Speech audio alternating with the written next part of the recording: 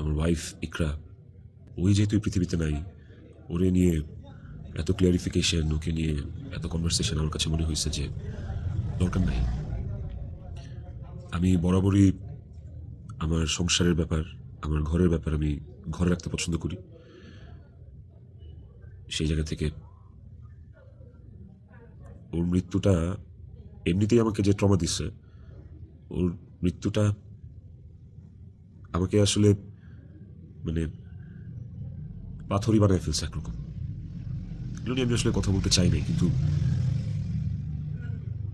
আমার কাছে মনে হয় যে আপনারা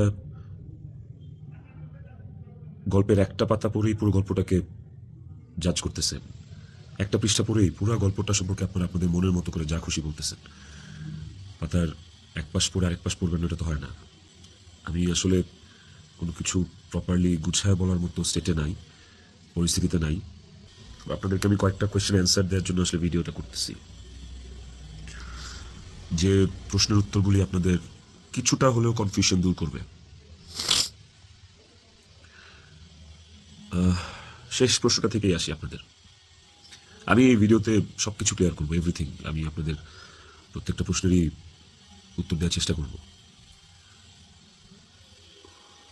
আপনাদের হ্যাঁ, শেষ প্রশ্নটা ছিল যে যে মানুষটা একটা মানুষকে ভালোবেসে ভালোবাসা প্রমাণ দিতে যে আত্মহত্যা করে চলে গেল, মরে গেল, আমি ওই মানুষটা শেষবারের মতো মুখটাও দেখতে আসলাম না।